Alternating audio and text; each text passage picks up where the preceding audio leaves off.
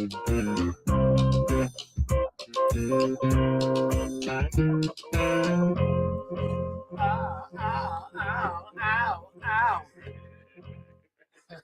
Happy Thursday, everybody. Happy Thursday. Welcome to the Dollar Hour. I am Deonte Burden, a.k.a. Mr. Short Dollar himself. We got a great show planned for you guys tonight. We'll be talking about the reality of starting your own business, starting your business in 2026.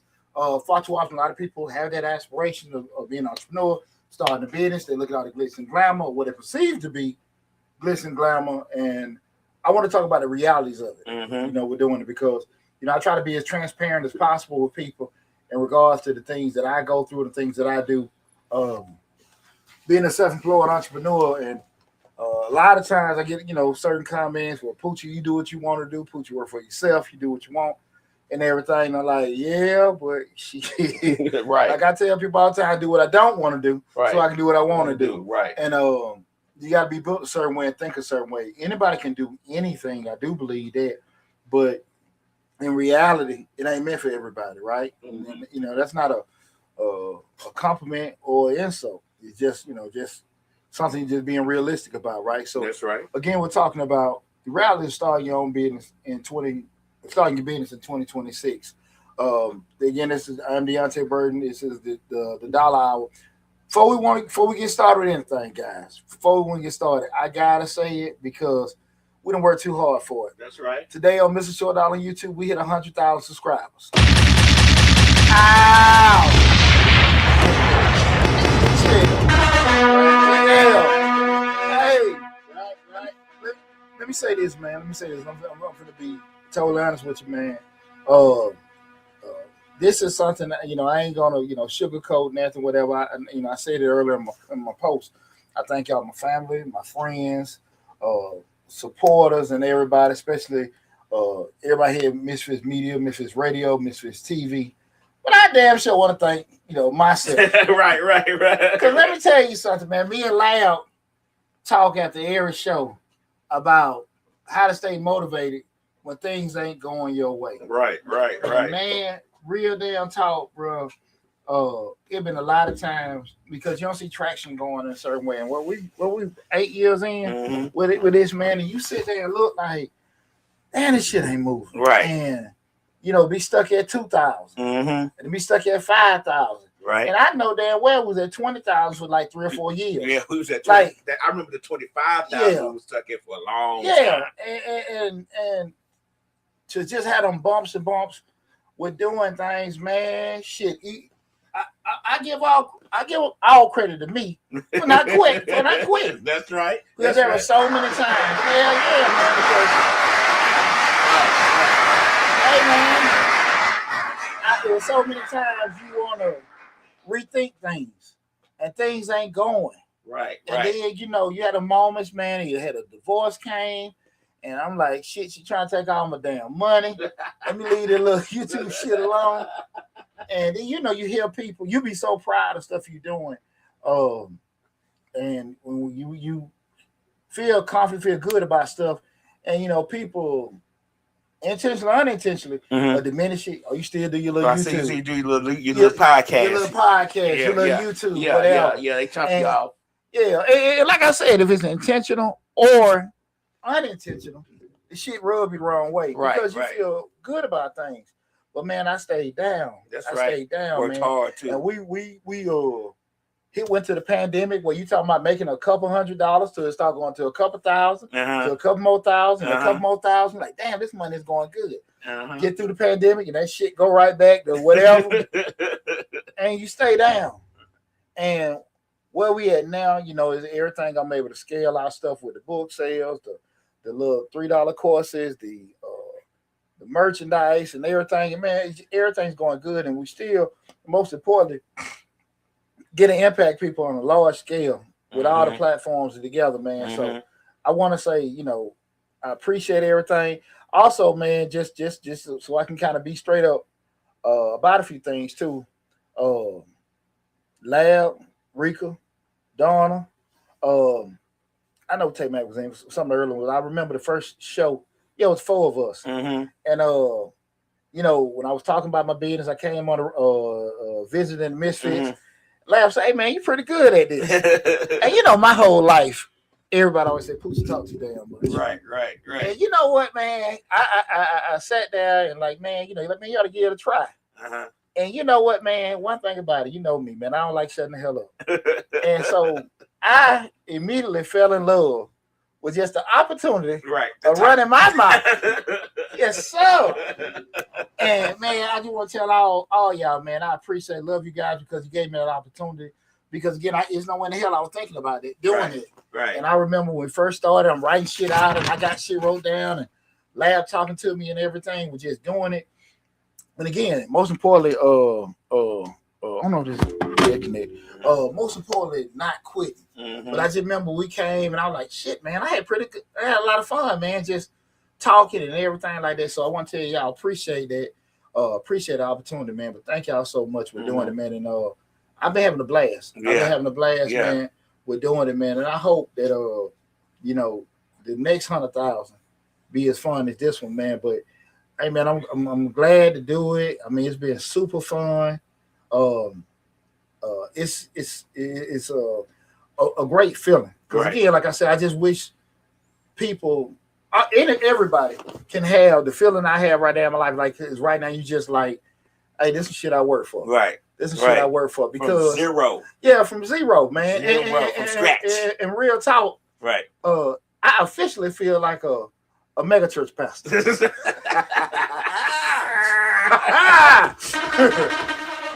Yeah, that shit bigger than the else. Right.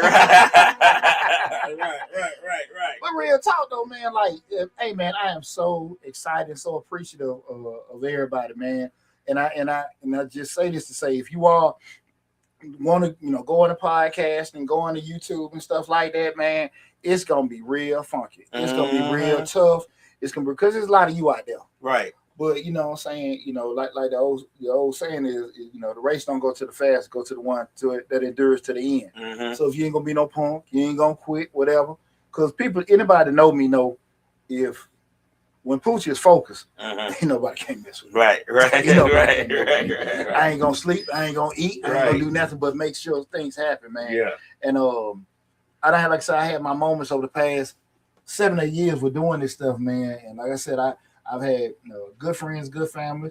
These are good ass haters. Mm-hmm. You know what I'm saying? We're just doing everything, but it's been fun. Yeah. It's been fun. Like I said, I know the next 100,000 gonna be just as fun. Right. We're doing it, man. But I just want to just get off of that, just man, and just really, you know, we enjoy it because it's a lot of people that were part of that. Like I said, man, you and Reek, man, you know, shit, 5 or 6 years ago, and I'm going through that divorce, and you know, your mind be all over the place. Right.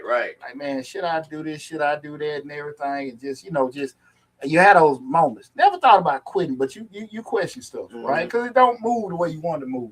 And this is a classic example. We started talking about the night show with the reality starting your business in 2026. What you want to do and what happens may not be, you know, what goes on. Especially the way, depending on if you make a big commitment, financially, time-wise, emotion-wise, and it just don't play out like that. Because like I said, man, who said, yeah, that 25,000 for about 3 years. And that shit wasn't going nowhere. It was stagnant. You know how changing lives is. And, you know, like, you know, we started hitting them bumps here. And, man, shit, I wish I could just tell people a lie and say, hey, do this. Right. Is this easy? It ain't shit, man. It work.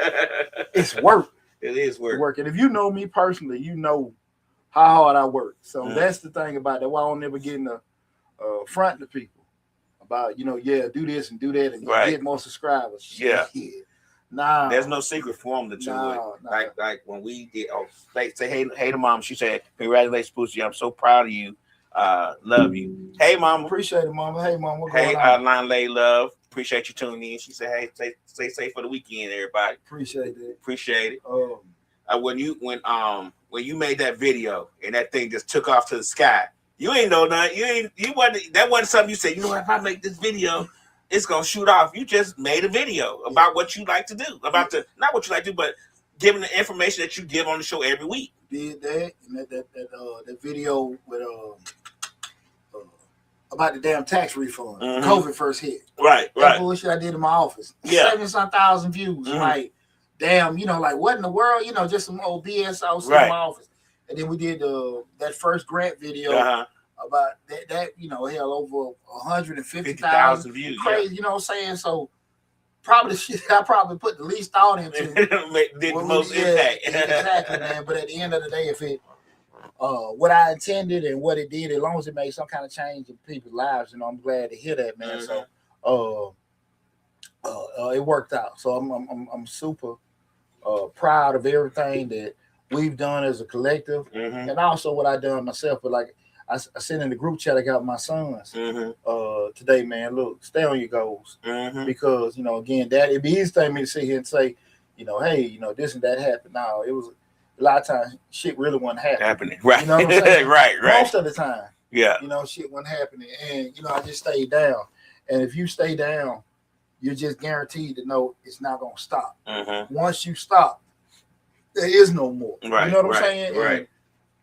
And me and Peyton, my dog Peyton, we were talking earlier today. And I said, that's, especially when I say most of us that are 40 and up. Because kids today, younger, they have so many advantages from a technological standpoint. But typically, a lot of people 40 up have a lot of something called regret in their life. True. You know, and see, hurt can go away. But that regret, it sticks with you. Stay with you. It's forever. like grits. It's like hot grits. And you got a lot of people that are 40 and up, definitely 45. I'm guilty. That are full of a lot of regret. I'm guilty. And here's the deal: a lot of us are with different things in our life. And we done missed out and didn't do stuff, and we can't go back. So at least try. Because I had a conversation with one of my sons years ago. I said, stuff, man, let those get closed on you. Right. Don't you close the doors door on yourself. Right. Don't you close it, because you do not want to be in a situation 5, 10, 15, 20 years from now. Man, I wish I had them. Right. I should have kept on. Right. So, you know, I just put that to everybody, man. Look, we talk a lot about businesses, right way to do things, wrong way to do things and stuff. But, man, don't quit on yourself. Don't quit on yourself. Shit going to be rough. It's going to be tough. But if it was so easy, everybody have it, right? So just stay down, man. Stay down. But, again, thank you, everybody. I love you all. Appreciate all love and support. Then we that 100,000. But, like I said, now we're going to the next milestone. We're going to try to get to 150. We're going to go to 2. We're going to go to, 150. But we're going to hit it. We're going to hit it just like we've been doing and everything. So, man. Damn, boy, I'm glad. That was something I've been pushing for, man, especially for the past 2 or 3 months. Right. We've been on Project 100. Woo, boy. Thank you so much, everyone, man. But again, tonight's show, we're talking about the realities of starting your own business in 2026. Again, we're streaming live. First, we're streaming live on Facebook, YouTube, Instagram, LinkedIn, TikTok, and Twitter. But the main hub is the Mr. Short Dollar YouTube channel, where we have over 1,700 videos covering entrepreneurship, personal finance, business, investing, and we have an active grant playlist with over 150 different grant opportunities. So a lot of times people say, "What the grants? What the grants?" Right. Go to Mr. Short Dollar on YouTube. Go to the grants playlist, and you just gotta spend some time and read. You know, Line Lady Love. If you have 1 million followers on Instagram, they usually pay between $10,000 to $25,000 per month, and sponsored posts between $5,000 and $10,000 per post. Well, $5,000 and $20,000 per post. Just letting you know, she asked that question, so I wanted to answer it for her. Sorry. Keep going, Boots. My bad. Now, you said something about the live had stopped on Instagram. Let me get this back together. Saying it froze up. It froze. Oh, okay. I don't know what's going on. I have someone without showing my face. Yeah, that a lot of times when you have social media and YouTube channels that are faces, they make the most money, but it depends on what kind of content you have, what kind of followers you have. So yeah. Okay. Did you get it back? I'm just starting back up, trying to get it back on now. They said, well, we ain't gonna never major in the minor. We'll just start it back up, just like that old Chevy. Right. Let it warm up. We ain't gonna major in the minor, cut it off, cut it back on. Right. You know? But again, like tonight's show, we're talking about, again, the reality of starting your own business 2026. A structured way to look at this, because I want to shed light again on this, because I know a lot of people, New Year resolution is I'm gonna start my business, I'm gonna lose some weight, I'm gonna move, I'm gonna get a promotion. And with starting the business piece, a lot of it is based on enthusiasm Mm-hmm. and energy. We're doing something, but not the reality of how tough things are going to be. Right. A lot of Right. times when you be honest with people, people look at it like it's going to be something. You insulted them. It's something like you saying to them, you being personal about something, but that ain't even the case. It's just you just being honest. Right. Right. Like, hey man, you need to do this, you need to do that, because a lot of times people come to me and I say certain things to them, and they're like, well, you trying to talk me, I'll be negative. Shit. Right. Hey man, look, I had a conversation with one of my kids last week, about this particular topic of business and want to do stuff and everything.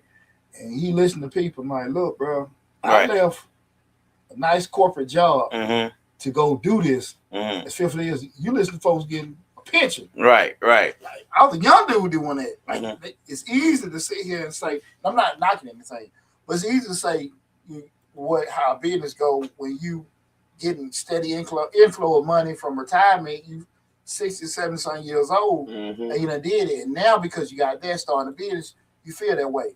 Bro, I've been out here in the trenches. Right. I ain't had shit. Right. And I'm trying to sit here and just say certain things. You got to be able to have tough skin and be resilient enough to take tough criticism, tough advice. Right. The key thing is make sure you're talking to people that actually are informed enough to give you that criticism. You can't. We can have barbershop talks, but we can't listen to everybody in the barbershop. That's true. Right? Right. No matter how. Especially if they're in the barbershop every day, they ain't doing nothing else. Well, that's the thing about it, man. A lot of times we're at no shortage of getting opinions and advice. Now, if the shit makes sense or not, that's a totally different thing, right? So first, we talk about the myth versus the reality of starting a business. And the myth is entrepreneurship is all about freedom, instant wealth, and working on your terms. People all the time. Put you do what you want to do, this, that, and that. And I don't know if I make this shit look easy. Right. And everything like that. Because, again, I do like moving how I want to move. I do. But, like I said, if you know me, you know that, hey, man, I might be up a day and a half straight get some things done together. So I can go sit at the bar, the cigar spot, whatever, and everything. That's how I get down. I'm used to 20 hours a day, so you have to wait 40 hours a week. There you go. That's it. That's it. Right. And that ain't for everybody. Right. But that's cool with me. That's cool with me. And I just think a lot of times people have those ideas. But, what's the number one thing I think black folks start? Either the food truck driver, landscaping, some of the top black businesses. Oh, entrepreneurs. Yeah. Food truck, landscaping, truck driving, hair salons, barber. Yeah. And far too often, people try to do it because they think what they're doing. They have no understanding of, business analysis. They don't have no idea of Sex Red Bone say making food. Like I said, that food truck. The no idea of business analysis, forecasting, doing certain things. And when you have people, even like myself, they can probably get guidance. They don't know. They don't want to reach out. They don't seek it out. Yeah. They don't seek it out. And that no. Right. But, just again, because everybody don't necessarily want to hear things that's not going to be, probably feed to what they want to do. That's when they'll avoid it. Sex Red Bone said making cakes. But, that's unfortunately, a lot of times people that are close to us, they love us and they care about us, but they don't know shit. Right. But they'll tell you something, well, that's a good idea. You ought to go for it.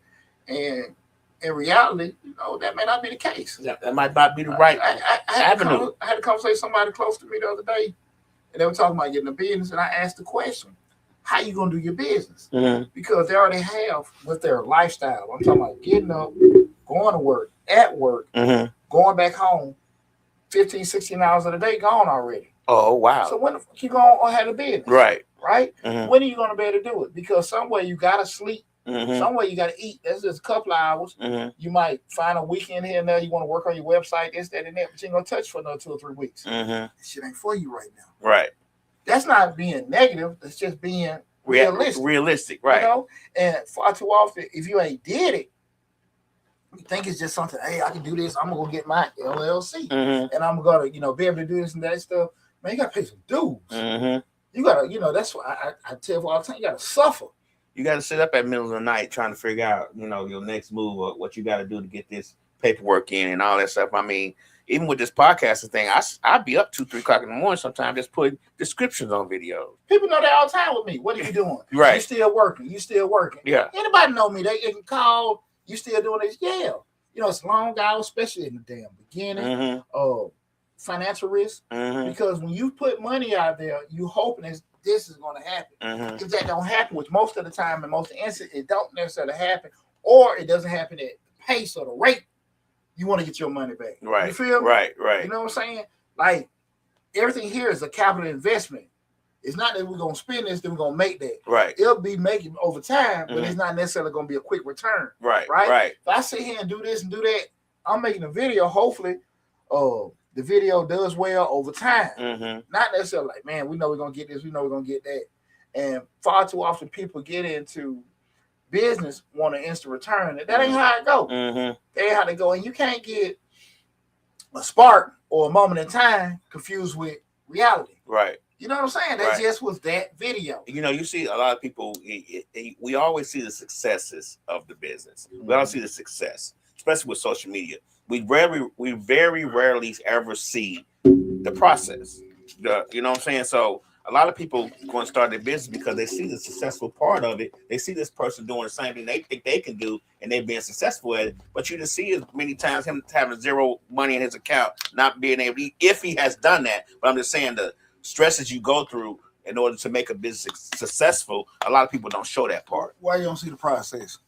Because it's not glamorous. No, because it's a damn lie. The damn business a lie. Oh, the business is a lie. Okay. It's a damn lie. All right. Because a lot of time people say, well, I can do this, you can do this, and all this other kind of stuff. It's a damn lie. You know, man, look, man, if you sit here and tell somebody, you just got to get this, you can start this, get a podcast, and get that shit. All right.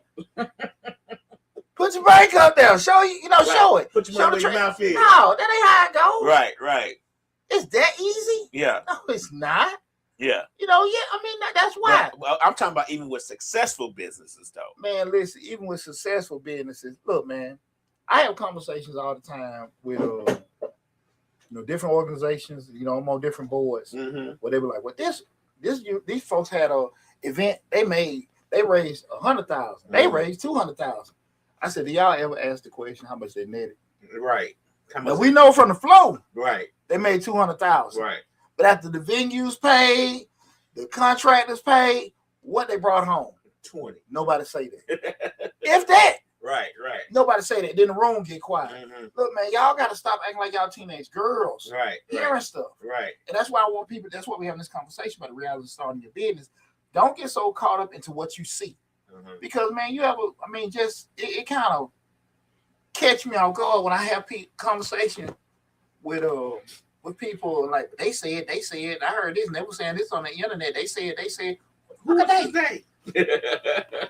When the hell we just start believing they? Who the fuck is they? Right. And and people just that blind trust off a stranger because they say it, they can articulate it well. You don't know if it's true. You don't know if they did any kind of research. You don't know nothing because they. See the thing on the internet. I drunk soap and water for 30 days and I only did this and I lost 300 pounds. Yeah. Come on, man. And you'll find no medical doctor that will co-sign on this stuff. Right. But somebody showed this picture that they probably use AI. Before that. Hey, man. Hey, look, man. You can go on anything right now. And I mean, hey, I got folks looking good. Right. Hey, I get you right. Right. I'm scared to do the AI because I might like what I see and I want to go back. Whoa, I like that poochie. I don't want to do another one. I ain't going there. Right. Shit, that poochie got hair. He got his teeth straight. I like that poochie. Shit. He tall. Hey, well, yeah, he tall and shit. They got me taking a picture, dribbling ball. I ain't even being laugh. I'm scared laugh. I know, right? I might like it. Right. Like, whoa. I see so many folks went to school me. That is not true. Shit, no. Oh, hell no. Sexy Redbone said, having a business is for everyone. If I would have known what I know now, I would have kept my 9 to 5. It's no joke, not for the weak. And this, in parentheses, the shade was so true. Thank you. that piece of it, man, I think we have to get past that myth part and focus on the reality. It is hard work. I always say in simplistic view, if you sit there and think about when you go to work, everything that's set up from the day one, the employee manual, the training process, scheduling, how things are done, just whatever. You got to create all that shit for yourself. You all that stuff you have to create for yourself, or put things in place to get it created for you.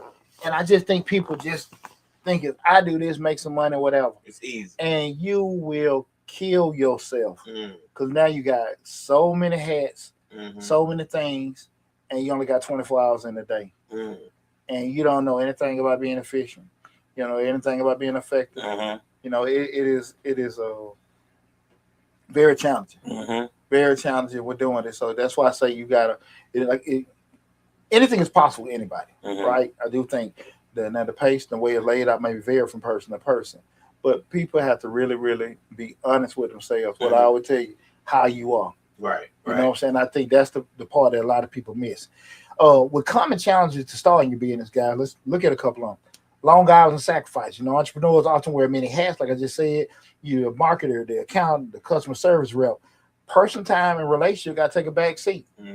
So if you really ain't had some tough conversations with your family, your significant other, hell yourself. You know, I know me personally, one of the biggest sacrifices, I always was very active still with my family, but I know I love working out, put a lot of weight on and stuff like that because I'm like, okay, I ain't finna work out and train. You know what I'm saying?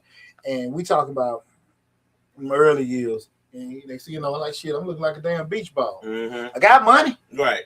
But now you should know this hot, that hot, right? This ain't working, that ain't working. Right. I'm huffing and puffing and all that kind of stuff. Yeah, so and just sitting there, right, wheezing and shit, trying to catch your breath. Now my money good, right? And a lot of times we'll sit there and think, okay, the things that we think isn't significant that we can't let go, that we can let go of, we minimize the impact that it potentially will have on our lives, and we have to be, understand that, hey, this is how it's going to be, and that's why I was saying earlier, people don't understand. Like I said, you got to suffer. You got to suffer. It's a correlation with that and being successful. You know what I'm saying? Yeah, when you start talking about doing stuff, you want to go next level. It's some pain you got to endure, and I think people are cool with pain temporarily, touching it, but you gotta be able to hold that hot pot. You gotta be able to do that. And like shit, this is my reality for a little while till I get through it. And everybody ain't meant for that. People like, I ain't gonna kill myself. Shit, what you gonna do? Right. You know what I'm saying? But it's not that you're gonna do that forever, but you have to be able to go through that storm and come out on the other side. You come out on the other side, you cool. You know what I'm saying? But going through it. That's the part. So like I said, don't get it twisted. I don't think the coming out on the other side is a problem. I think the going through it is the problem.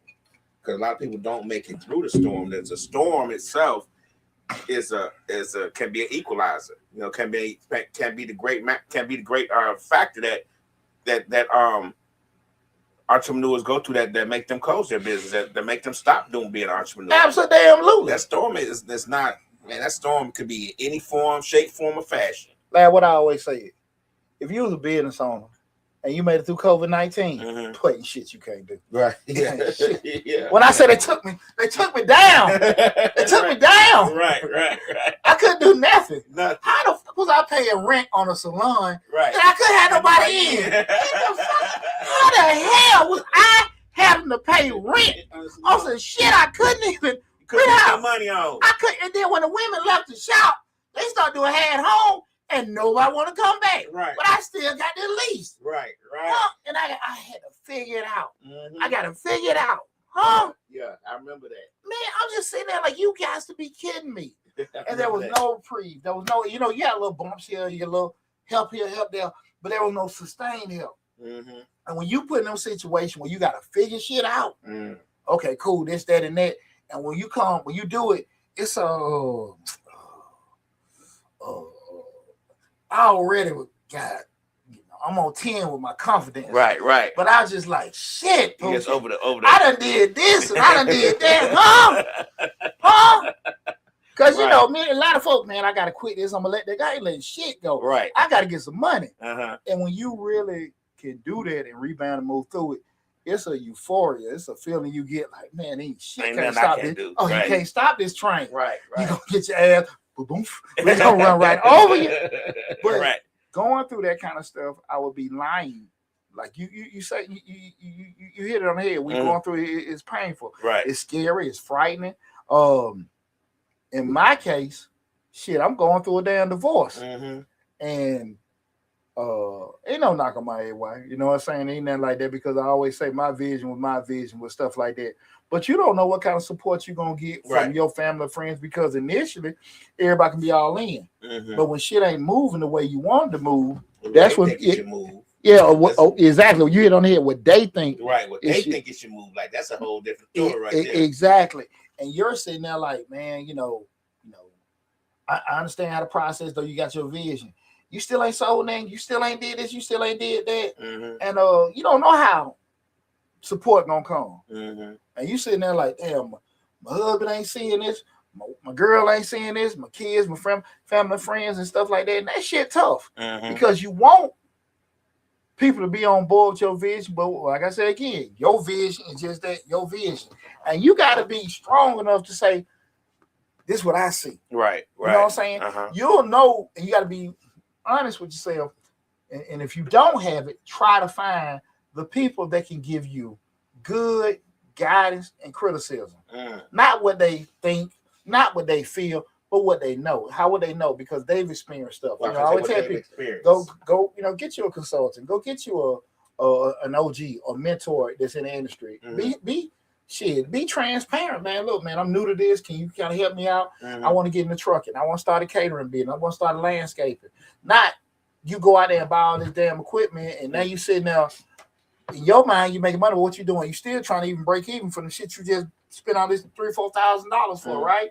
So finding the right people and with full humility. I ain't kill. Mikhail Pitchford said, he said, "Hey, coach, you were my support at that time. Thank you." Preach, coach. Oh, anytime, brother. Anytime. Glad to hear that, brother. Glad you're on the other side. Right. But those kind of things, just being straight up with people, like, man, that's why I think I hold a lot of folks up. People don't want to be honest. Hey, man, this is what I want to do, but I ain't there yet. But hey, man, can you help me out? Like I said, in this magical city called Atlanta, everybody is platinum, big. What are we? Global. This bullshit. International. International. Bullshit. Majestic. Right. Hey, boy, you have to. You gotta let a lot of shit go, because where you are, where you want to be, it's cool. But man, hey, let all that stuff go. Look, I got to do this. If I got to work extra here, I'm down at WAOK at the radio station. I ain't getting shit. Right. But I'm out there pushing your name out there. And I will say this, those early 2000s down at the radio station for free, talking, hell, groomed me a lot for this. True. You know what I'm saying? Yeah. I'm out there hollering at a couple million. Right. Well, I went from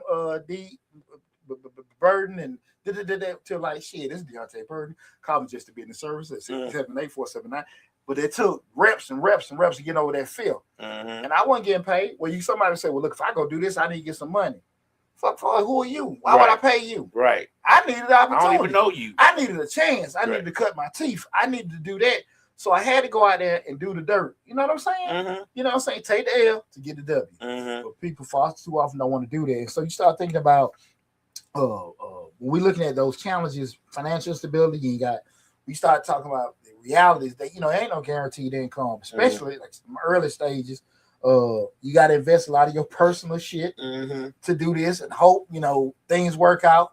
We know the constant term, robbing Peter to pay Paul. And Paul, you might got to pay Paul, Johnny, Stacy, Terry, all kind of folks. Why you trying to do that? Alon Layla said that you work with Derek Bozeman at WAOK. No, well, Rob Wilson. Okay. Yeah. Bozeman came. Bozeman was when I did that stuff.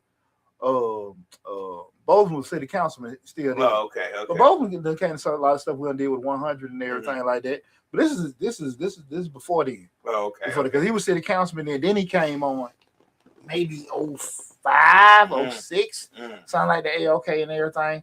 But Rob Wilson had the show there.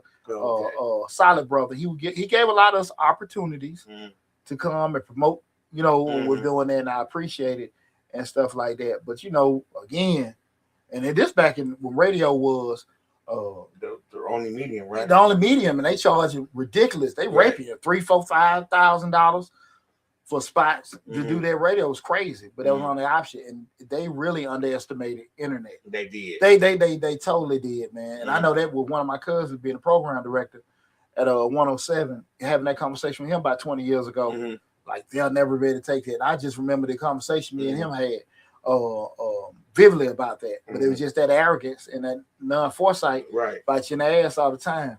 Because you don't need it. You can sit out here and do what we doing now, and get 100,000, and you just need 1% and be on the radio at the same time. Yeah, I mean, to be honest with you, exactly, mundo. So, but that was a little bit before then.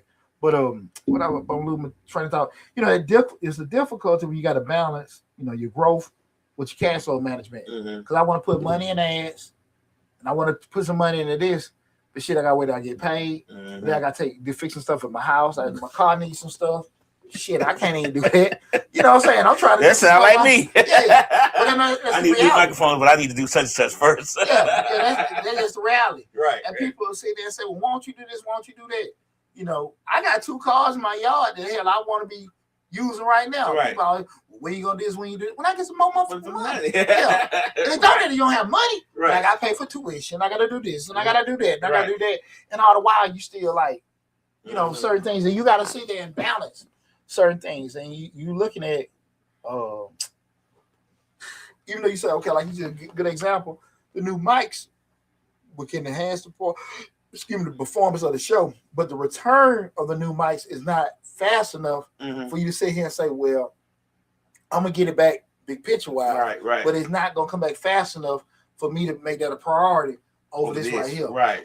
And you are constantly having those thoughts with yourselves every day, every damn day. This is a conversation for me every day. I need to get these new cameras.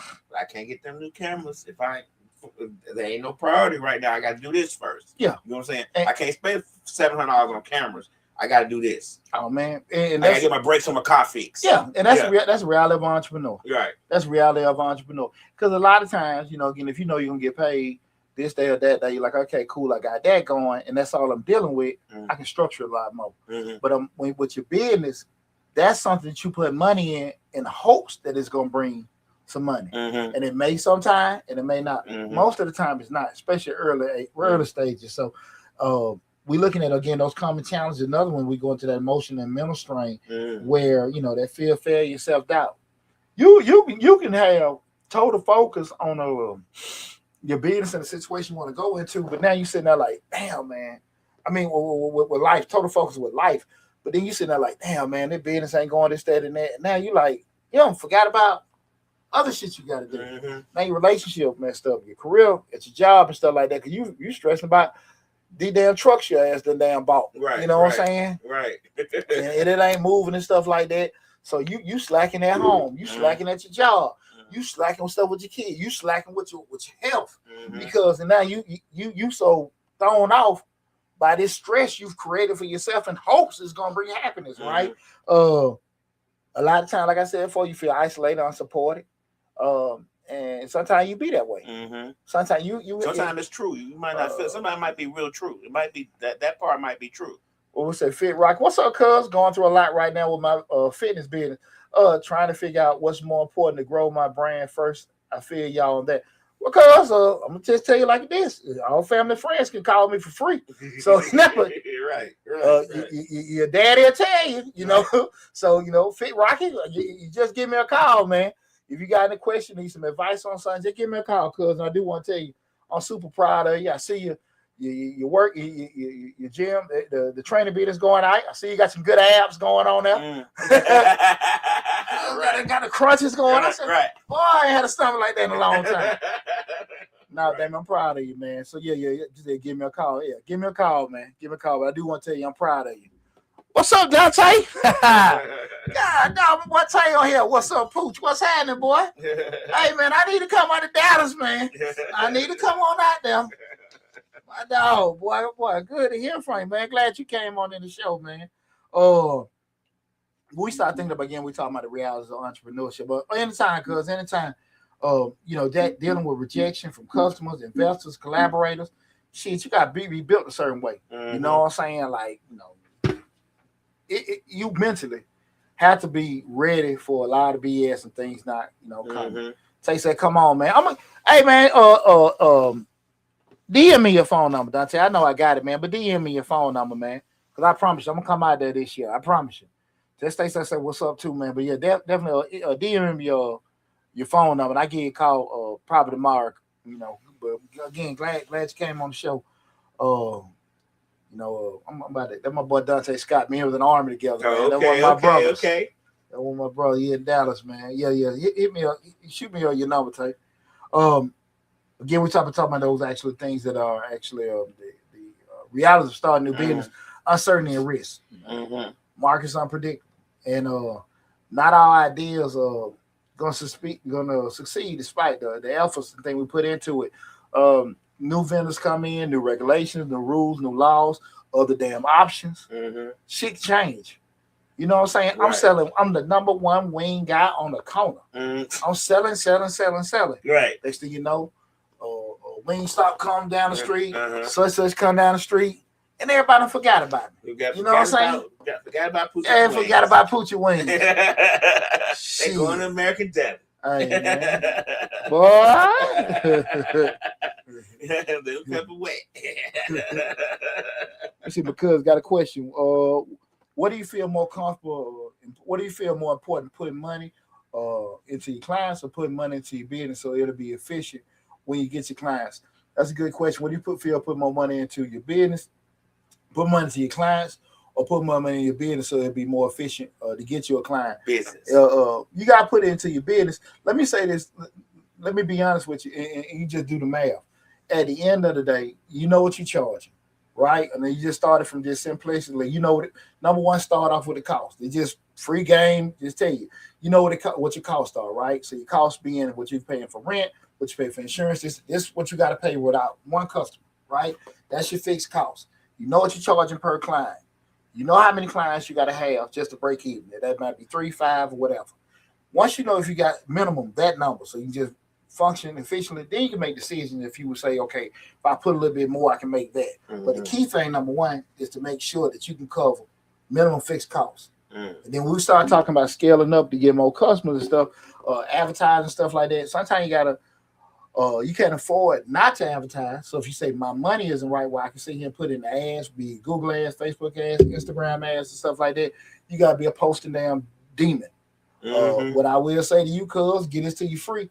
Go down to one of your local colleges, find you some marketing, advertising interns, have them post for you. Do that and all that kind of stuff like that. But if you don't have the money, you got to find non-traditional ways to get your advertising. The posting is free, but when the hell are you going to post if you're trying to train? Right? So be realistic about what you can and can't do with doing that. But just make sure, you get that stuff straightened out there. I got you. I know it won't let you put everything in everything, but that's a good question.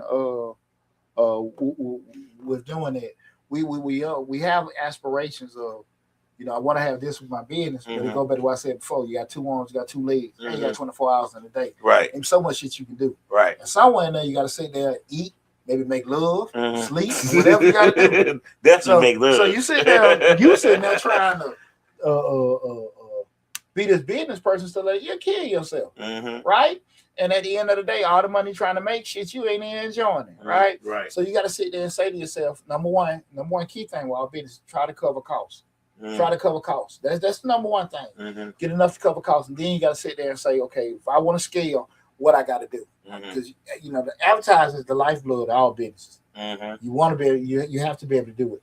People underestimate that. Posting ain't gonna be enough. Yeah, you got but if you don't have any money, what the hell you gonna do? Right. So you gotta be a posting fool to do that. But when you gonna be able to do it. Mm-hmm. So you got to find non-traditional ways to do it.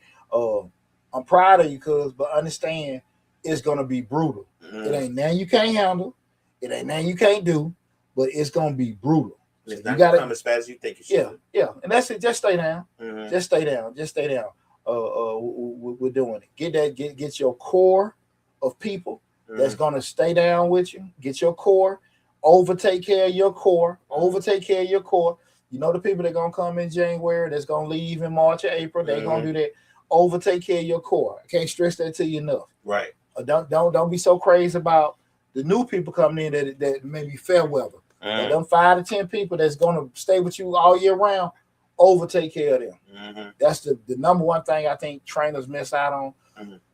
Because they look at I can make more money, I get more people in, but them people are just gonna be seasonal. Yeah, they just January, February people. January, February, this, that, and Sometime. that, or lose some weight, do that and come and go. But overtake care of the people, and because that's your anchor. That's gonna keep you open, right? So that's probably one of the best pieces of advice. But give me a call, man. We'll wrap. Wanisha Desmond said, "Hey, Chuck, what's going on, Wanisha? Wanisha, yeah. We graduated. Yeah, no. Appreciate you tuning in.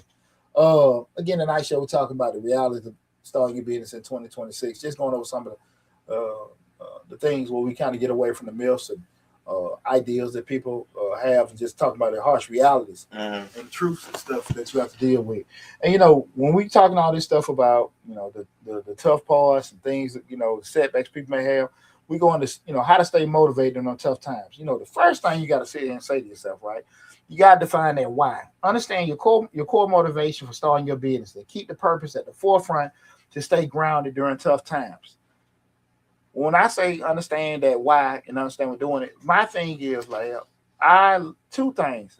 I like educating people about finance, I love dealing with money. But right now, man, I have fell in love with my freedom. I don't knock nobody or anything like that. But anytime it has ran across my mind, man, let me go get a job here and work here for a little bit, do something like that. Shit.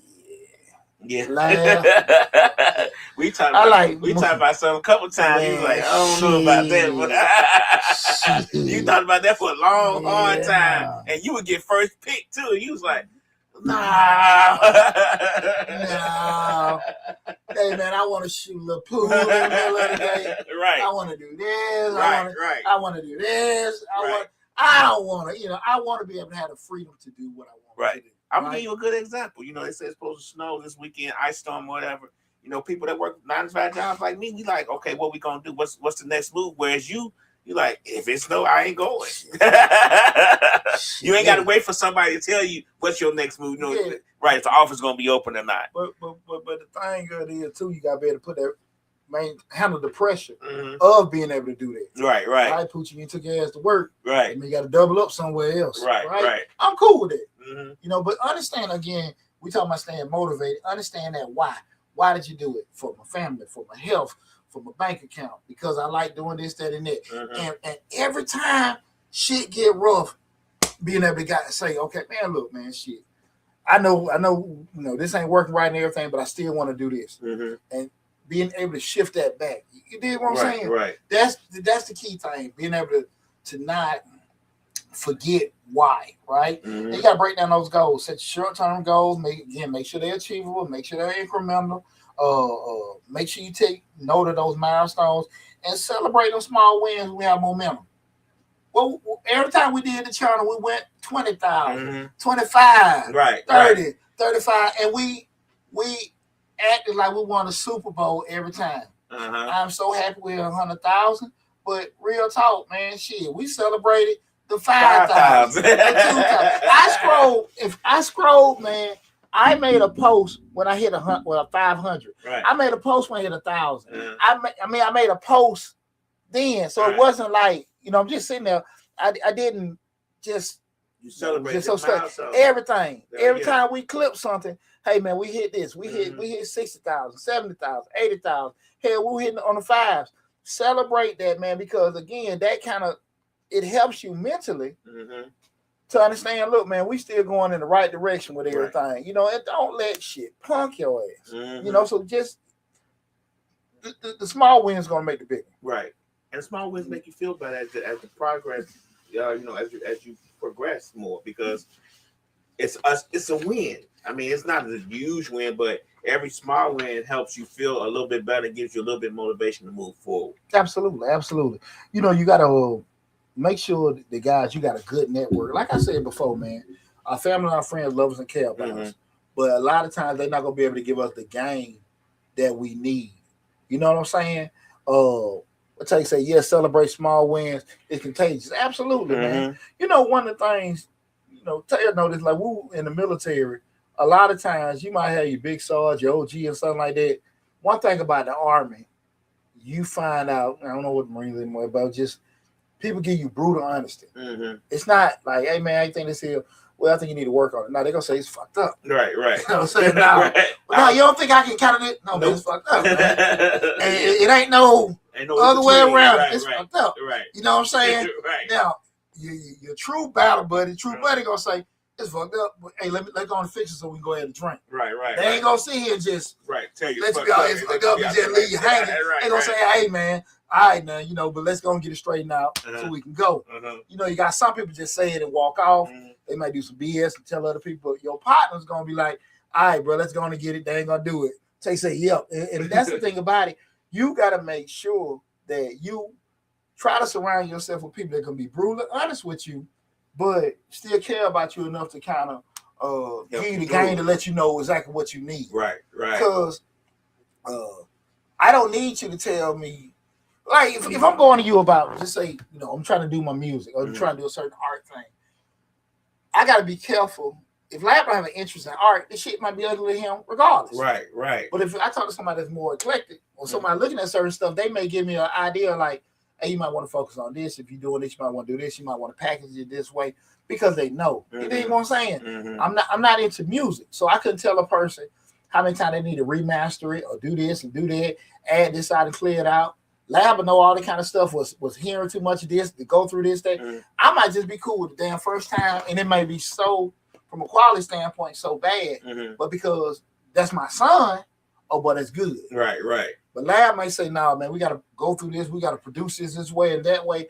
And you got to try to find people that can help you. Surround yourself, like I say, like-minded entrepreneurs, mentors, and, you know, and supportive folks, but folks that's going to be critical enough to help you with certain things. Join different groups. You got different meetup groups, other things you can go to, mentors. Like I say, you just got to make sure that you can be, you know, humble enough. You got enough humility to be like, hey, man, I don't know. I need some help. Is everybody going to help you? Absolutely not. Right. But shit, at the end of the day, you know what you're trying to do. I'm being selfish for me. You understand what I'm saying? I get it. It was so many times that, you know, just in basic business, man, when I would go to people, try to talk, people would be arrogant and say certain stuff, this, they didn't want to help me. What I found out was they actually didn't have it. They actually didn't have it. And like I said, you know, with anything, I stayed down. You surpass the bullshit that they said they were doing, and then they come to you, hey, man, you know, remember a couple years ago? Man, you know me. I know you. Man, you help me then. I ain't help you now. Fuck you, man. Right. No, I remember you. I damn sure remember you. And your big head wife. Right. No, I ain't no. Jordy White, and I'm sorry if I'm saying this wrong. Jordy White 3986 says that part. We need that knowledge and wisdom. Yeah, but a lot of times people will avoid that because it ain't always what you want to hear. Because you got your vision, you got your idea, and I got mine too. And when I present it to Lab, you know, Lab just might be like, "Nah, tear it down, man." Or a lot of people in the Atlanta area may know LC Crow, Brother Crow, in the 100 with me on, you know, the Crow's Nest. We're open for years. Okay. You know, the old National. And I remember I went to Brother Crow, man. I love him to death. Hey, man, I'm thinking about doing this club and everything. Like, I had all this idea. And he just, hell no, just shot it down. Like, well, no, I already got this way, that way. He said, I told you, ass. No, he grabbed me by my arm, pulled me down, and he told me. And that man done sat down, done made millions when black folk weren't supposed to make thousands. And he done had a successful business, all this other kind of stuff, done been all this stuff through all them years. I can sit there and argue with him. Fuck up and listen. Right. Because I want to be where he at his age, right? You know what I'm saying? And a lot of times people will sit there and say, well, I want a mentor. I want some game. I want some advice. But they ain't prepared for it. Like when PJ called last week, and he said, I was glad he said that. He said, my dad always tell me, when you go to people and talk to them, you may have what you want to say, but you better be prepared for them to say some shit that you ain't expect. Right. I'm gonna get this off. I want to go tell Lab what's on my mind. I want to tell Lab how I feel. Lab might say, "Fuck you, I don't believe it." Right. But in my mind, I'm gonna tell Lab how I feel. He gonna be like, "My bad, Poochie." Right. I didn't look at like that. That's not gonna happen a lot of times. Your response is not gonna be what you think it's gonna be sometimes. And it may be what you think. It might be what you write, Poochie. But they go back to the point. You gotta have your humility at the point where I can accept whatever comes. You understand what I'm saying? And a lot of times people not prepared for that because we want things to go the way we want. We want people to be straight up with it, and that's not. You can't predict how things gonna be delivered to you, especially getting to you for free. I don't think people really want you to be straight up with them. I think they in their mind they want that, but when you give it to them straight up, they don't take it as that. They don't take constructive criticism well, especially entrepreneurs, because every time you try to give an entrepreneur to me a constructive criticism, they take it as a negative, like, oh, he just hating on me, and it could be true, like, yeah, your chicken is good, but their French fries are terrible. Well, that also go to the point where a lot of times, entrepreneur is a gray word, so it's gonna have a lot to do with probably how far from a growth and development standpoint. And some people have different levels of success, but every time we all can sit here and grow, and some people may be doing okay from a visual perspective. They may be doing horrible elsewhere. They might be doing fine, period. And you can come to a point where you're different levels, because we all got different ways we can do it. No matter if you got OG, you get here. You get another level here. You know what I'm saying? And people have to be able to sit here and just get themselves a certain way to do it, because a lot of times people, I've heard many a times when I damn sure hadn't done certain things, will say, hey, you can do this and make this kind of money and do that. But they were saying it because they had never done it before, because they had heard or seen it. But when I started growing and seeing stuff and get some real rough ass OGs, one of my OGs told me, said, them guys saying this shit, but they ain't never done it. Right. And that was the first time I even questioned them, because I was looking at these older guys, they look established. And you're like, man, them niggas ain't never done it before. I never thought about that. Right. So he said it. Right. He said, man, they just talking. He said, he was honest with me. He said, you don't know no damn better. Right. You know what I'm saying? I remember, I think I was in my 30s then, so I wasn't young. But you're like, you don't know. Right. He said, they don't know shit. He said, they ain't never did it. He said, man, and when I started. Opinion. Yeah, but he was just like, they just saying what they think is to be done, but they have never done it before. I didn't know, because why? I'm looking at it like I'm naive, because I'm looking like these some older guys giving us a game. This is another guy. He's a peer of theirs, but he done did it. I said, I know what the hell they doing. Right. And that's when you start looking at things from a different vantage point, like what question to ask, what things to look for with certain stuff, right? When you start talking about developing and growing as yourself and as an entrepreneur, like, you don't get caught into glitz and glamours and words and stuff like that. You learn questions to ask. You learn things to see, to say, okay, they bullshit or not. You know what I'm saying? What I want to attach myself with. Right. Because you don't know. And a lot of times, especially with social media, folks can put out pictures and do this, and you see folks strolling and all that kind of stuff. But shit, they damn shit way worse than you can ever be. Right. With anything and stuff like that. And you have to be able to have some kind of discernment, some kind of way that you're actually analyzing certain stuff to kind of see, okay, hey man, I don't think that's what that is. You know what I'm saying? And it takes some time to be able to shift through that. Success. Some people, you just can't say some things to some people. They're super emotional. IQ tax firm says some people in business don't take constructive criticism well. Absolutely. I think a lot of people, most folks don't. Hey, I want to say, supervisor tell you, hey, you need to do this, that, and that. Well, I did this. Everybody, a lot of folks have a rebuttal for every damn thing. And you got to be realistic. If you keep doing the shit you're doing and you're going to keep getting results you're going to get. Sometimes you got to change it. Is it a time when a person give you advice or criticism and wrong? It's possible. It's possible. But I think when we step out away from ourselves, that's when we probably can, analyze if that BS or is it me, right? Right. But we do know at the end of the day, if change ain't happening, well, what is it? Maybe we are doing something wrong. Maybe they're not giving us opportunities. But I do think people don't check and look at themselves enough, and they'll put it on. They did again that they shit, and now look at me. You know what I'm saying? Right. And that's one thing I always try to be with myself, and even be with my children. Shit, what you didn't do? You know, now we sit here and be honest with ourselves, and you did it all. Well, maybe they didn't, but be hard on yourself first, right? You got to make sure, guys, when we start talking about, you know, to stay motivated, you got to take care of yourself. You got to work out, go to the doctor, make sure you get rest. You don't want to avoid burnout. You got to schedule times to take your breaks, do your hobbies and stuff like that, because you can lose interest in shit because you're so tired things ain't working. Right. Step out of it. Step out of it for a little bit and schedule them breaks out how you going to do it, because I can't stress enough.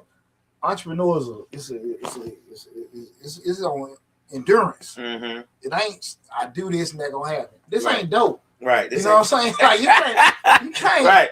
buy flip this that ain't how this shit go. That ain't how this shit go. That's why a lot of times you have guys that come out of dope game, they can be successful because they're, you know, driven like that. But they also have issues because the money don't necessarily come as fast. You know what I'm saying? Right.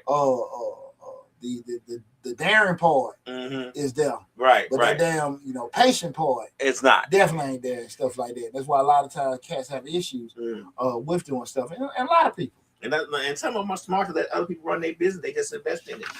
Jordan N. White says, looking for patterns in your industry over time will give you discernment later on. Slick says, you gotta be ready to listen, reset, pivot if needed, and not be scared of change. Yeah. I think that's probably one of the biggest problem with people, because we are how we are. Right. And we figure, okay, we want to do it the way we want to do it, but you'll find out real quick, like that ain't gonna work. And depending when you hit that fork in the road, do it my way or do it this way. That way you got to decide if that's something worth doing or not. Far too often, people want to do it their way, end up losing a lot of money, a lot of time, a lot of relationships, and it wear out you and stuff. Then become bitter. But like that probably the best thing for you to do. You see what I'm saying? Right. You got to learn from failures. View your setbacks as opportunities to grow and adapt. And you got to adopt the mindset where your failure it just makes you a step closer to success. Lifetime learning, constant trying things out, see if it works and stuff like that. With technological advances and the way things go on, especially with innovation, you got to have a mindset to say how certain things are. I'm sitting here looking from where we were at lab now, and even let's say a year ago with the AI, the Chat GPT, how things can be set up, forecast in a matter of seconds. Right. It's totally different. And you be on your shit. I ain't gonna do this. I ain't been with a computer. Da. Shit, sink or swim. You're going left in the dust. Hey, sink or swim. Right. And that's just how it is and stuff. So, but we always say, you know, the world is flat when it comes to business. You know, with the internet, you could be right here in Atlanta and be over in Germany in 2 seconds. Like, yeah. I mean, shit, text message, instant message. All these things have changed. I ain't know what the hell that post office still open for. I'm just saying, like big packages. Big packages. Yeah. I mean, if you can do it like FedEx. I mean, again, I don't look at this model with FedEx and UPS. I understand what about lose their job. Right. Don't go work FedEx. Shit, man. Shit, right, you gotta work there. But I think it'll take. Well, it's one of those things where you have a model where you saying, well, why does this model keep going? Because I think that model is a fail safe. That's what the post office is. It's a fail safe. It is not necessarily needed at this particular time and moment. But if something happens to the grid or something happens to these other businesses that we say we can go work at, that's the fail safe. A lot of people don't think of it as a fail safe, but I do. Hey, lab, we about 4 or 5 years out. 4 or 5 years out. And I seen the damn changes this administration done made. We about 4 or 5 years out. Man. But if the grid drops off, no email, no set. I mean, we got to think about apocalyptic things, of course, but apocalyptic things are not impossible. Yeah. They happen all the time. This ain't no damn Pony Express. We're gonna be out here galloping and delivering your mail. Right, but we gotta be realistic on things. So who you find more confident in? UPS or FedEx dropping your shit off, or old boy be about to fall out down I don't have that type of post office guy, a postman. But what I'm saying is, when it comes to certain things, you do need a fail safe. Like when people prep for ice storms or for the electricity to go out, those things just don't go out. You get what I'm saying? I ain't disagreeing with you. They have they fail. They get water. They get heat. They get. I mean, I went and got kerosene and gas for the generator because just in case the power goes out or something. So it's not like the system that we are currently on, the grid that we are currently on. It's the strongest thing ever. We're gonna agree to disagree, and because I don't think that's a fail safe. I believe it is. I believe it is. But we're gonna get back on time. When all the other businesses go out and that's the only one left, you'll say, Lab, you were right. Man, like I said, I think Lab think we're gonna have the Pony Express galloping over the snow and shit. I'm not saying the Pony Express. No, I get it, man. I'm just messing with you. I know you give me a hard time. But when we start thinking again, we can get ready to wrap everything up. But when we start looking at the reality of starting your business 2026, key strategies I want you guys to kind of just keep in mind. We talking about navigating the challenges. We just went over the things to help you stay motivated. But some of the key strategies: number one, financial planning. You want to make sure you create a budget, save for emergencies, and consider part-time work or freelance to supplement your income. Things ain't happening the way you want to have it. Okay, humility. Don't feel like you're a bullshit. Don't feel like you're a bullshit. You sitting there. You see that ship is sinking. You see the business and the stuff ain't going the way you want to go because you got so much pride. You just can't do it. But then next thing you know, you back at the same job that you didn't want to do because you lost everything. Right. Don't let the shit get that far. I mean, we looking at the big picture. Right. So if you got to sit here and flip burgers, Uber, DoorDash and shit like that, keep some money going, go do that. Man, I thought you had that business. I do. Right. But shit, I got to do what I got to do. My wife need insurance. Hey. So, business don't pay for insurance now. So make sure you have that kind of stuff going. Okay, time management. Use tools like time blocking or project management apps to maximize your productivity. Google calendars, Apple calendars, the alarms, any kind of thing that you can have to help you keep your structure from an efficiency time standpoint. Use it. We are too far along in technology for you guys not to be making notes and taking advantage of certain things that are especially for free, right? Third thing, adaptability. Be ready to pivot if the market or circumstances change. Like I said, laws change, rules change, suppliers change, competition changes. Don't get so comfortable or where you can't necessarily move and be able to pivot and adjust. I came into a business where folks down there could claim their cat in the early 2000s and get refunds. Everybody was getting rapid refunds. That's the product that was them early 2000s, all that shit is gone. We've been able to do it and stuff. Everything has changed. Now people got to waste so much time, all this kind of stuff. And now you got probably 40-50%, 45 to 50% of the market doing the shit themselves. Right. So I've had to pivot and adjust and move and this, that, and that over the years. Not to say, hey, I ain't gonna do this. No, man. If you're a fighter, you're gonna fight. Right. You know what I'm saying? I ain't crawling no damn hole. So you have to make sure you be adaptable with things. And lastly, guys, just say it again, continuous learning. Invest in personal and professional development to improve your skill set. You have to make sure you stay abreast of different technological innovation and changes that come along, man, because the world gonna keep going. And just like I said, if you look at shit like the Jetsons and all that stuff growing up, it's just a matter of time we flying around in the sky. And you got to be able to sit here instead of be fussing and complaining about things that are happening. That WAMU shit real. I told you I was in grad school almost 10, 11, whatever it was. I don't know if it was 10 years ago. But anyway, the guy said the kids that are born today will not be able to drive. They will not drive their cars. There is going to come a time when we're not driving our cars. There is going to come a time where we're not going to be driving trucks. There is going to be a time we're not driving boats. There is coming a time where we won't fly planes. It will be done. It is coming. Like it or don't like it. So at the end of the day, that doesn't mean you need to hide or sit here and try to say, I want to stay in a damn bunker. What we need to do? Prepare.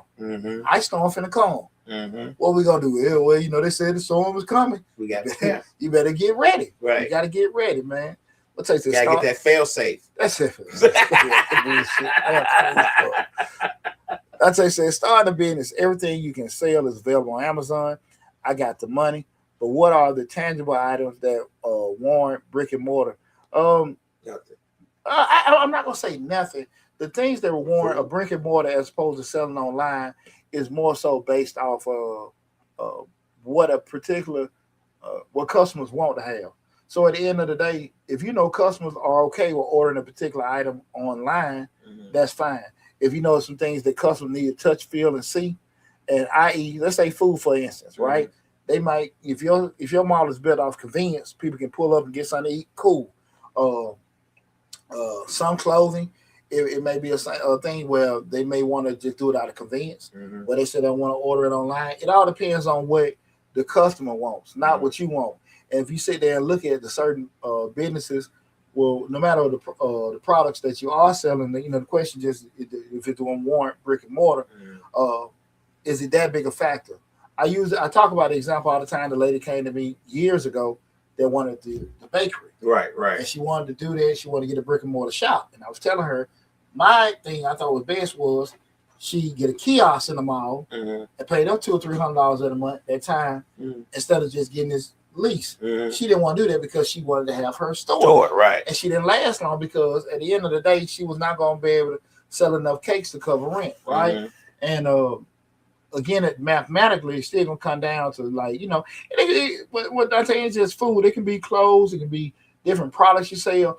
It's just a matter of where you get that brick and mortar at. Well, you sit there looking, I gotta pay the lease, I gotta pay the insurance, I gotta pay the utilities. Mathematically, with the customers in that area, or you can get customers to come there to cover the price of that. If not, that's why you may say online being an option. But it's just a matter of you pull yourself out of it. What you want to do, and be realistic what people want to have. You know what I'm saying? Right. I built my businesses around one thing: solving problems. We just did the video on what is this? Things you can learn. I'm forgetting these titles. Coming out of divorce or separation, how it affects you with taxes, what you can do. 6 things that when you have a newborn baby or a new child, tax benefits of having it. We solving problems, creating. So at the end of the day, people. Damn, man, I wonder that. People wonder how the taxes are affect me coming out of divorce separation. Right. What's the benefit of this baby? Can I claim the baby this year, that year? You solving problems for people. That's what I built mine on. That ain't for everybody. But when we start talking about selling products and getting a brick and mortar, it just got to make sure that wherever you're looking to get that brick and mortar, can it does their demand? Can that demand sustain you? Right. You know what I'm saying? Not what you want. Right. But can you get people to do that? And I think that's where a lot of people lose it at. They want to have a boutique and sell their stuff. I mean, at the end of the day, like I get it. It sounds good to have it, but will people support it? Would you make enough money from that boutique to keep keep it open, right, as opposed to selling online? Right. Well, you might say, well, look, I'm in this area. I'm a lot of people that like coming in, trying in, and like you may offer cheese and crackers, and women can go there, be women, and do this kind of stuff, give them a different kind of experiences, adding to it. I don't know, but realistically, we got to make sure it's what the customer wants, not what we want. That's why so many people fail at. But Tay say, I want to share weddings, birthday first, turning 18, new house, graduation, etc. I hear you, man. Yeah, man. I always say pull yourself out the mix. We have our dreams about what we want. I want to have this. I want to have that. And that's cool. That's cool. But we got to understand we want. It's not that you can't have your dreams, but when your dreams are set on or dependent on other people, that's when you got to be realistic about shit. Right. You know what I'm saying? What I want to do and what people want to fuck with going to be two different things. So we got to be realistic about that. And far too often people think that people going to want what they want or like what they want. And it's not necessarily true. It ain't going it ain't half true. Right. So, man, listen, man, we're going to wrap everything up. Great conversation, man. Great conversation. And I appreciate everything that everybody had to add to the conversation, man. I'm glad to hear from everybody. Most importantly, man, thank you again so much for helping us hit 100,000 subscribers on YouTube. And if you have not, go to Mr. Short Dollar on YouTube, subscribe to the channel. And, man, look, take advantage of all the great information there. You know, what Tay said in Dallas is all about church, and the big thing out there about out here is brunch. Shit, it brunching like hell here, too. Right here. Jordan N. White says, do you know if the medical courier business is saturated now because of all the mass layoffs? I mean, I think any business you can look at can be saturated. If it's medical courier, vending machines, rental property, this, that, and that. You just gotta find your niche, and the math gotta work. You know what I'm saying? Can the math work? You know, focus less on what other people doing, focus on more what you gotta do. Well, how you can set yourself apart. Exactly. Yeah. Because you know, if I'm doing this, I'm making these, and I'm making so many sales, I contacted these people. You know, that's it. Not saying that's the case with them, but I think a lot of times people want to go into entrepreneurship or do a side business, do something extra. Well, what can I do to make the most money with the least effort? And I think, man, shit. I think we're probably OnlyFans. Post some honey on your feet. I'm about to start mine tomorrow. Milk on my chest. Shit. You gotta put in work to make that money. You gotta put in work. You gotta put in some work. So unless you want to post some honey on your feet, some milk on your chest. Put some honey on these crusty toes, see what I get. That's about it. Yeah. That's about it, man. That's about it, man. But I do mean what I say. I do think so many people want. And I'm not saying that's the case with them, but when I hear them questions a lot, what do you think? Everything to me got some kind of saturation. Why? Because we think that we have unique ideas. We think that what we think to make money is just unique to us. But there's a lot of, you know, it ain't, you know, a lot of shit we think is very damn common. You know what I'm saying? Right. IQ tax firm says, how do you feel about tax lien sales? Tax lien sales cool, but at the end of the day, you gotta sit there and say to yourself, like, okay, cool. If I made this tax lien, I would always tell people to make sure you got some kind of probate lawyer on your team, because at the end of the day, you acquire that tax lien, they pay it off, you got 10%. You know, sometimes it may be prolonged what you getting it. It may not be that much. It just varies. And you can sit there and put a lot of money in certain things, because, you know, it's to the point about saturation. You got a lot of people may run on the price on some bullshit. And mathematically, after you start going through this, because you getting some of the tax liens, we ain't went into all the other stuff that might be wrong with it. So you got to make sure that with anything else, long you can be as proactive as possible. So if you sit there and say they auctioning off 100 properties, those 5 to 10 that you like, that you done ample research on it to find out what all is going on and certain things like that. You know, just again, it's gonna be work. You know what I'm saying? It's gonna take some, You know that. You know, people so often want to show, you know, you said before, the success. And I want to show the process. Right. And again, I'm stuck on the process and show why. Because folk be lying. You folk be lying. Right. You can't, you know, when you buy properties to fix or flip, that shit might be 6 months to a year. Because you back and forth going with code and all this other kind of stuff doing that. And then people don't realize I did this for a long time ago before flipping was a thing. The codes change when you buy the house. You know what I'm saying? Like stuff that usually probably grandfathered in changes when you purchase the house a lot of times. Absolutely. Tay said, in real estate, my dog said 2 years of reclaim and they got to be dead. And that's funny, because you remember my cousin, when he died a couple years ago, I knew he had a daughter sitting out there, and one of the other family members went and paid the tax liens off, and the daughter popped up. And at the end of the day, now they lost their money. Why? Because you knew he had a daughter. You didn't approach his daughter about it. And what does it look like in the eyes of the court? It was a gift. It was a gift. It was a gift for Right. doing it. So again, man, you know your shit. That know your shit. Tay said they sell information. Exactly. That's why I say you better make sure you got somebody in the real estate industry. Definitely better have your damn probate attorney on your team, because what we think and what is the law are two different things. Like I always say, something can be damn morally wrong, but it's still the law. So just because you don't like it, so get out of that shit trying to feel like, okay, I know everything. So, man, you know, I love these conversations, but we're gonna wrap everything up. I hope you guys enjoyed the show. Again, thanks so much for the love and support we're getting, everything and stuff. Tay said, Lord, absolutely.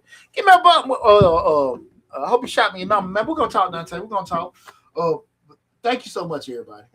Thank you so much. Thank you, Lab. Thank you, Reek. Thanks, Donna. Right. I appreciate it and everything. You gave this joke here opportunity to run my damn mouth. And that motherfucker ain't stopped yet. Right. Love you all, man. Take care. Y'all be safe, and I'll talk with you soon. Thanks